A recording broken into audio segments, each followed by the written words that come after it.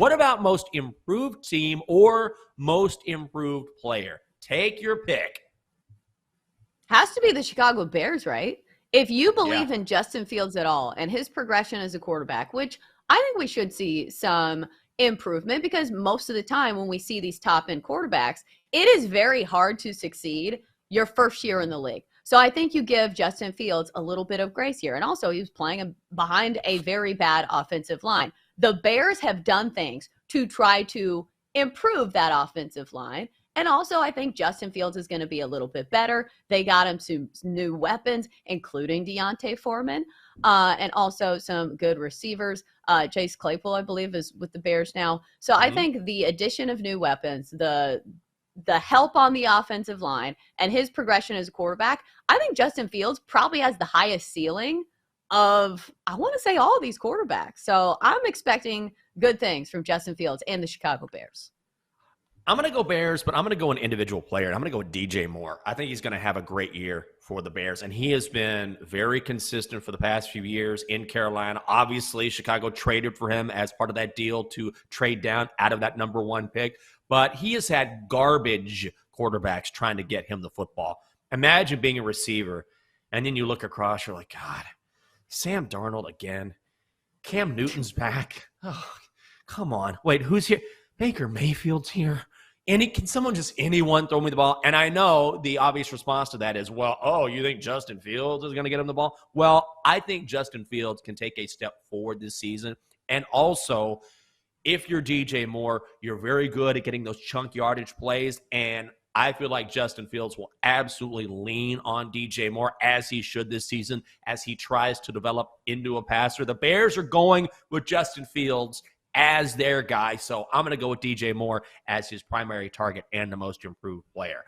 What about team most likely to succeed? As we walk across the stage, beginning graduation, which team do you look at and you say, tip of the cap, you have a bright future ahead of you? This is like who's asking who's going to have the best GPA in a class full of remedial English. Like, it's not the top of the NFL. We have said this. The NFC North does not look like the valedictorians or the best division in football. But somebody's got to win this award. You know, even when it's a down year, somebody got to win it. So I'm going to go with the team that looks the best on paper, and that is the Detroit Lions. They don't seem like a team that I want to trust fully, but still, you look at the talent that they have on that roster. You look at the head coach, Dan Campbell. You know, he's a hype machine. And also, they're the favorites to win that division. If they can be a little bit better, they ended the season with a ton of momentum last season, winning 8 of their last 10 games. I think that momentum carries over. So the team most likely to succeed for me is the Detroit Lions. I think so too, and I'm happy to see it. Dynasties are fun in the NFL. Great teams that dominate are fun to follow, but I like it when we have not necessarily a sea change, but you know what I mean? When there's a shift in power, or teams that have struggled for a long time maybe come to the forefront and they get their chance. This is a chance for the Lions to, albeit in a weak division, make some noise in the NFL. It's a franchise that is one of the oldest in the National Football League, and they have not had sustained success forever. So, yeah, I'm with you. Won 8 of the last 10 last season after that awful start. Let's go, Detroit. I have a theory for betting on today's games coming out of the All-Star break, and maybe you can shed some light on the mentality and maybe the different factors in today's game that are different than like any regular season game, because you have that 3-day break. The majority of players are going to be, you know, going on trips with their families. You know, they're going to be, you know, chugging back to the office today. Do you think there's any factor that's different in these games? Because I was thinking maybe you look at some of these unders, because number one, all the bullpen guys are going to be fully rested, and you can take your pick of the best relievers. Maybe some of these guys are sluggish coming out of the break. I don't know. Is there anything there that you can think of that maybe is a good betting angle?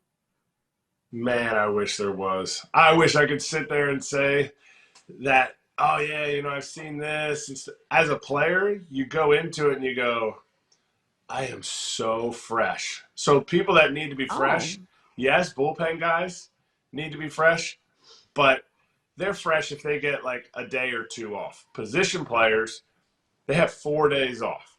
they haven't faced pitching. So you could sit there and go, their timing's going to be off. They're not going to be able to catch up to these pitchers who are fresh. Mm-hmm. My view is you have to understand how fresh guys' legs are. So I think guys are going to be coming out hot at the plate. I'm taking some overs, and I am also taking a lot of strikeouts in these days, in these first 2 days. The Phillies and Padres, though, is a funny one because they have a doubleheader tomorrow on Saturday. And so I'm sitting there going, a doubleheader right out of the break. You had all this energy, and now you're just going to go. Yeah. So that one I'm staying away from. But I think the overs and strikeouts, because guys are going to be swinging. They're going to be like, I feel so good. It's time to go. And it's going to be punch-out city, but I think there's going to be some dudes running all over the ballpark too. Here is an important qualifier when we talk about this segment and the public. Because, Jenks, think about these people who have already bet on week 1 of the NFL. Mm-hmm. Doesn't it feel like this public, in quotation marks, is a little different than Joe Public, who's going to bet on these games the day before? Yes, I think so too. And we will definitely see some sort of shifting going around here. I always wonder when you see this much public money early on, like how much of the public is it? Is there any sharp action there? It's very difficult to tell when you're this far away from the regular season. Yeah. Here's the homework for you guys that want to be up on betting in the NFL. Screenshot these spreads right now and see how they move over the summer, because we still have a couple months until the season starts, and you can kind of see which way the line is moving.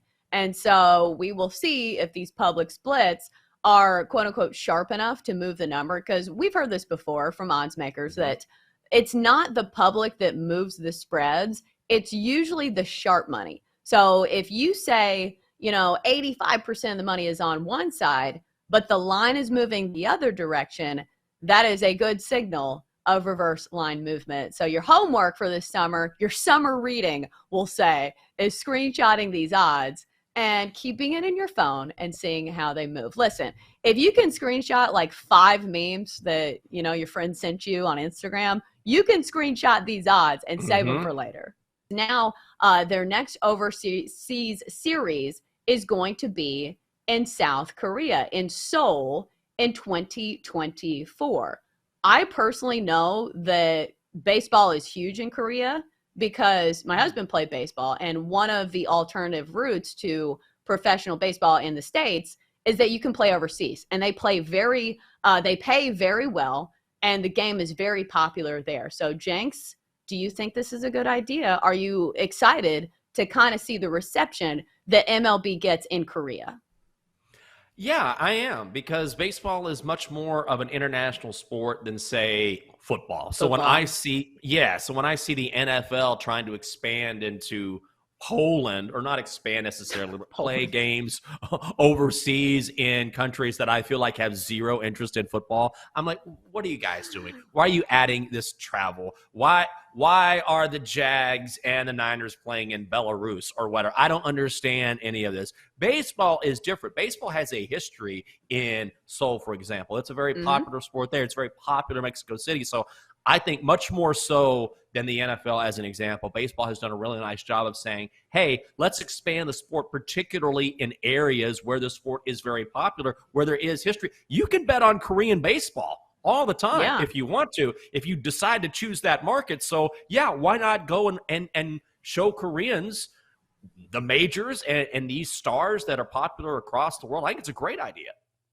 I think so as well. I think it's a nice little reward for these fans of the game who really love baseball, because I can guarantee you this is going to be an electric atmosphere. If you watch the World Baseball Classic and some of those games in, I think it was Japan, or I forget where it was, or even the games here in the States when Team Japan was playing, the crowd was insane. These fans are over the top. So it feels like a nice way to kind of reward these fans for their fandom. And also, Asia just seems like another market that MLB is really reaching into, because look at the face of Major League Baseball right now. It is a Japanese superstar, and his name is Ohtani. The market that he is bringing to Major League Baseball is massive. So I think this is a good way to kind of touch on that.